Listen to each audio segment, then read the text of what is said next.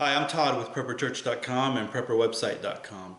I want to talk to you a little bit today about 3 items that you should stockpile in case the poop hits the fan or just in an emergency situation.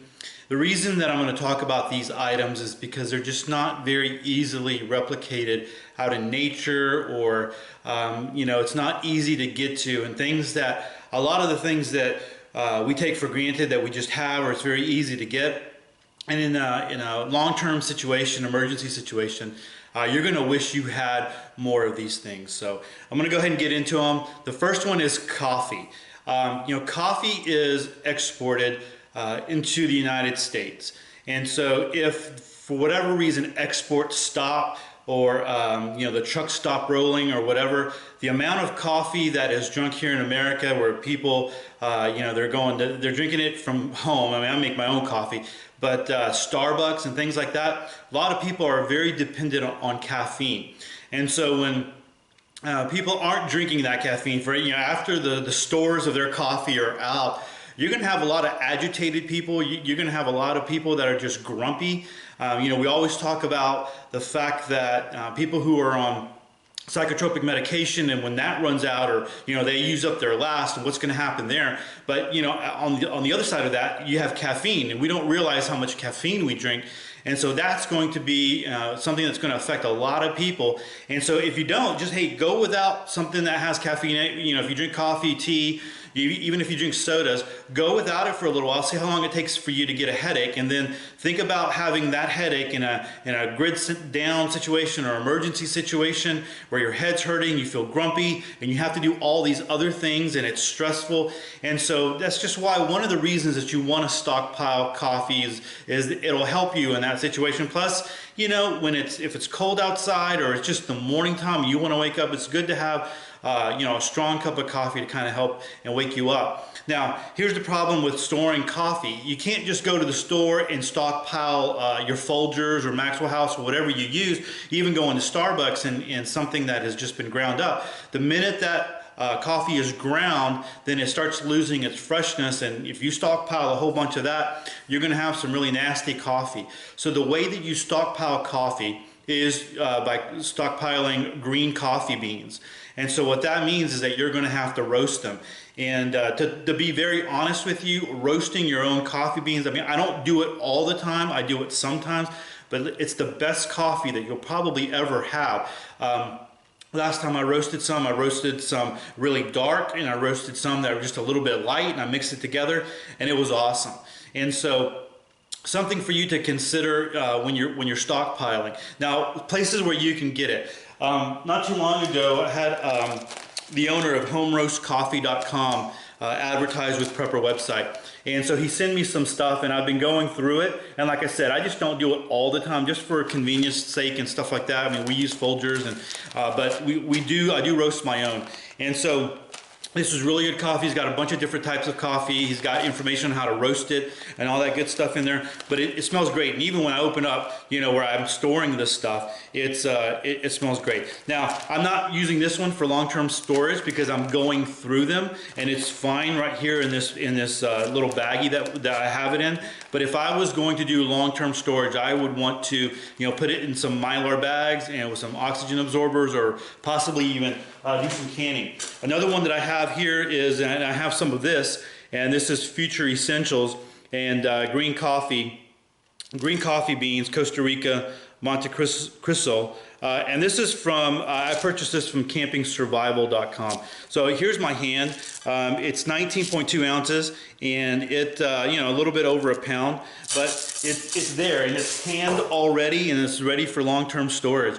And so one of the things that you do is you just roast it, and there's plenty of information out on YouTube and different videos out there that will show you how to roast it. You can do it in your kitchen, which is very easy to do. I wouldn't recommend that because green coffee puts off a chaff, and it starts to let the chaff out, and it goes to, it'll kind of spread out everywhere. I just do mine out on my grill. I actually have a popcorn popper that I use it, and it's easy to turn, and I'm able to see it and see as it's turning and it's crackling and it's popping and it's doing all that kind of stuff. And then it's easy just to get rid of the shaft there. It just kind of blows into the yard, into the garden and stuff like that, and that's fine. And so that's one thing that you want to do is definitely stockpile some coffee, especially, I mean, if you're a coffee drinker, if that's something, you know, you do drink beverages with caffeine in them, you're going to want to have some coffee around. So you want to stockpile some coffee. Second thing you want to do is stockpile toilet paper. Now, I know I put a lot of articles on Prepper website talking about, you know, alternatives for toilet paper and pooping out in the woods and all that kind of stuff. And you know, I really just want you to think about it. That should be, those articles should be like last case scenarios, or if you're stuck in the woods or something like that. Because let me just tell you, it's not something you want to do. Is you don't want to use leaves, you don't want to use rocks, you don't want to use dried corn on the cob or whatever. I mean, come on, that's just first of all, it's nasty, it's going to be hard on your butt, and you just don't want to do it. If you can mitigate that right now and you can stock up on toilet paper, it's cheap, you know. So anyway, there's a lot of things that, you know, I want you to think about. So one of the things they talk about, leaves, right? So what if it's winter time, you know, and there's no leaves out? You know, what are you going to do? One of the other things that you've heard about, or let me just say this as well. What if there's 4 people in your household, or what if there's more and you're out of toilet paper because you only had what you had in your house before the poop hit the fan, and so everyone's using leaves? What are you going to do then? Some of the things that I've also read about is making cloths that people will use and wipe, and they go into a bleach, and then you think about then all that's going on, and think about all the cloths you're going to have to deal with, and then you're going to have to clean those things. And when you're in a grid down situation, emergency situation, you don't want to be dealing with that, right? You don't like, hey, I got to poop, so let me go find something to wipe my butt with out in the wilderness. Or what if you're in an urban setting and you just don't have a lot of trees? So stockpiling toilet paper is just easy, right? It's easy to do. It's not very expensive. If you have a janitorial supply in your city, you know, they sell to just the general public, you can get a whole bunch for cheap. Make sure you're getting some good stuff. You know, it's only a couple of dollars more, and you're not wiping your butt with John Wayne toilet paper, right? Sandpaper, and killing yourself. Spend a little bit more money on the good stuff, and you can stockpile it. So, one of the ones that we like is the Sam's toilet paper, just their brand. It's cheaper, it's good, it works. If you have Costco card, use Costco, or if you don't, just look for sales and buy some of the good stuff and put it up, even if it's kind of the medium stuff, whatever.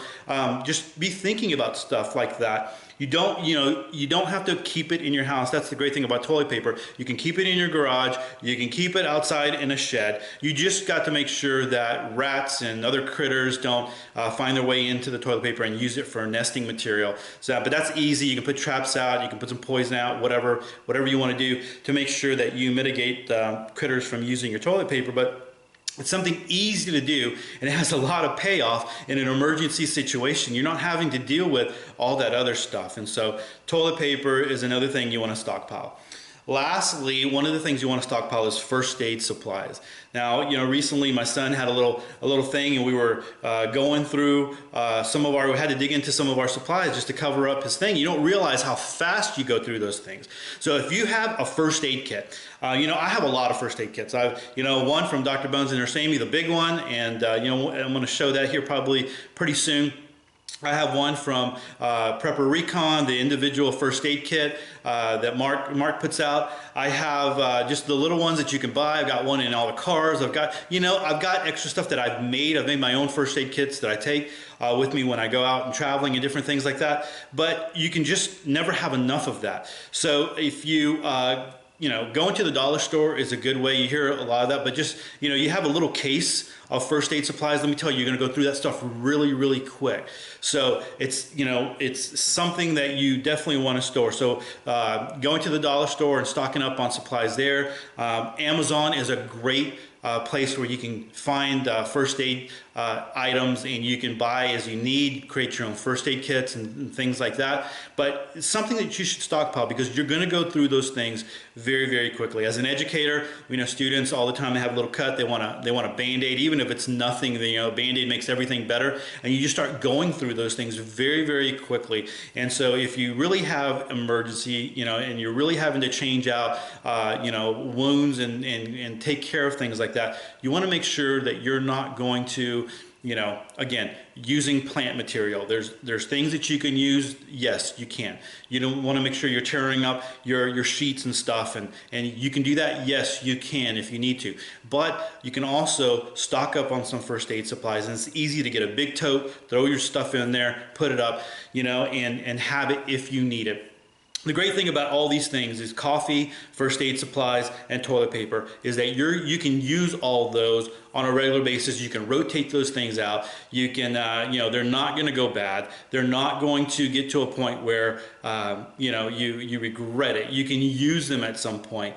And so something to consider when you're stockpiling your items. We do food, we do water, we do all those kinds of things, but just think about that. If you were in a really grid down situation, you were really in an emergency situation, poop hits the fan, some of the things that you would really, really want. And so I'd like to hear from some of you down below in the comment section. What are some other things that you think that are not easily replicated out in nature, or that's going to take some time? If everything was great and you were in an emergency situation and the world was great outside, and you didn't have to worry about all the other things coming from outside, then you might have an easy time to replicate some of those things, or you might be able to find materials, you might be able to fabricate, you might be able to make whatever. But in a real situation where things are going crazy, you don't want to have to be thinking about some of these things. You just want to just have them, right? And so again, it's very easy to stockpile these things and have them. Right now, they don't cost a lot of money. When things start going downhill, they're going to cost a lot of money. You're going to wish you had them. All right. So again, down in the comments section below, leave me some other things, some other ideas that you really want to have in case the poop hits the fan in an emergency situation. Things that are not easily replicated, and things that have a big payoff. Later on down the road, and things that you can use no matter what. Even if we continue on for another 40 years, nothing ever happens, which I doubt that, but if that happens, you still are going to be able to use those. All right.